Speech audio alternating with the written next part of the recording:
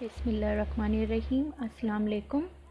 तारीख़ और शहरियत 7वीं जमात। सबक नंबर 4, शिवाजी महाराज से क़िब्ल का महाराष्ट्र।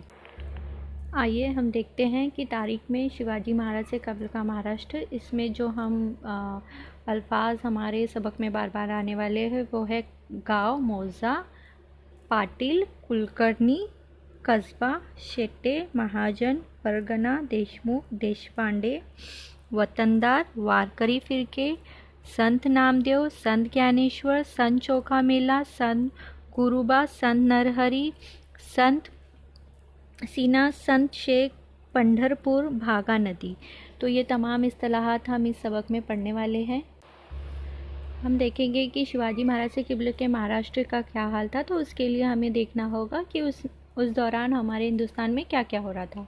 तो 17वीं सदी ईस्वी के आगाज़ में महाराष्ट्र के ज़्यादातर इलाके अहमदनगर के निज़ाम शाह और बीजापुर के आदिल शाह के कब्ज़े में थे और खानदेश में मुग़ल की आमद हो चुकी थी और जुनूब की हुकूमत वसत देने का उनका मकसद था, लेकिन कोकन के साहिली और अफ्रीका से आए हुए सिद्धियों की बस्तियां थीं। इसी दौरान यूरोप से आने वाले पुर्तगालियों, फ्रांसीसियों और वलंदीरियों के दरमियान इक़्तिदार के लिए रस्साकशी जारी थी। वो अपने कारोबार को और तिजारती मंडियों पर कब्ज़ा करने के लिए मुकाबला आराई कर रहे थे। दूसरी तरफ हम देखेंगे कि मगरबी साहिल पर वाक़ गोवा और वसई पर पहले ही पुर्तगाली काबिज़ थे। दूसरे तरफ अंग्रेज़ों और फ्रांसीसी वलंदीरियों ने अपनी तिजारती कंपनियों के ज़रिए गोदामों के उसूल के लिए भारत में दाखिले हासिल कर लिए थे। ये तमाम हुकूमतें एक दूसरे मुकाबला ही करती थी और खुद को महफूज रखने की कोशिश करती थी।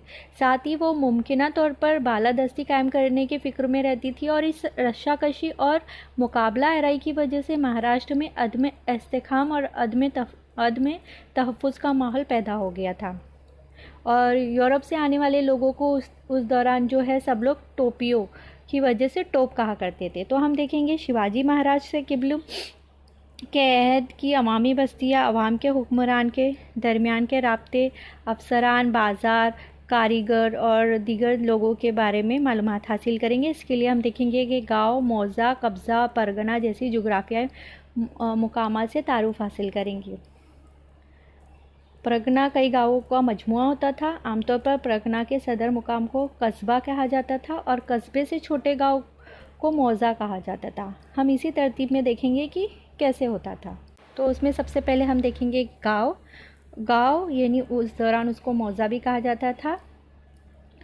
लोग जो है गांव में रहते थे, गांव को मौज़ा कहा जाता था और गांव के मुखिया को पाटिल कहा जाता था। होगे कि बहुत लोगों का सरनेम पाटिल होता है महाराष्ट्र में, तो वो इसी से कनेक्टेड है। पाटिल की कोशिश ये होती थी कि गांव में ज़्यादा से ज़्यादा लोग अपनी ज़मीनों पर फसल उगाए। गांव में झगड़े और तनाज़े होते थे, लिहाजा गांव में अमन अमान कायम करने की जिम्मेदारी भी पाटिल की होती थी। पाटिल को उसके कामों में कुलकर्णी मदद करता था। कुलकर्णी उसका काम था कि जमाशुदा महसूल का इंदराज करना। गांव में मुख्तलिफ कारीगर रहते थे। ख़ानदानी रिवायत के मुताबिक उनको पेशे से मुतालिक हकूक़ हासिल थे।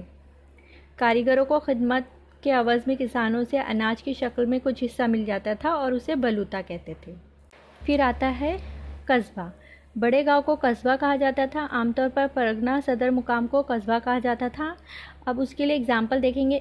इंद्रपुर परगना का सदर मुकाम इंद्रपुरा कस्बा, वाई परगना के सदर मुकाम वाई कस्बा। गांव की तरह कस्बे के लोग के अहम पेशे ज़राती होते थे और वहां पर बड़ई, लोहार और माहिर कारीगर हुआ करते थे। कस्बे से बाज़ार जुड़े होते थे और महाजन बाज़ार के वतनदार होते थे। हर गांव में बाज़ार नहीं होता था, लेकिन बाज़ार बसाने की जिम्मेदारी शेट्टे और महाजन की हुआ करती थी।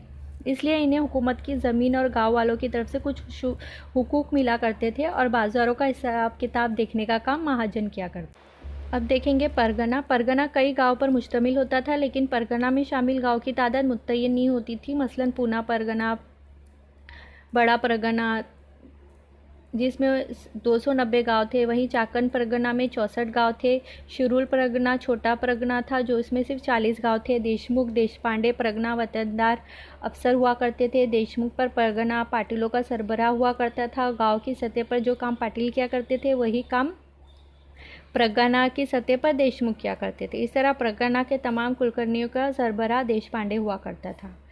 जो गांव की सतह पर जो काम कुलकर्णी करता था वही काम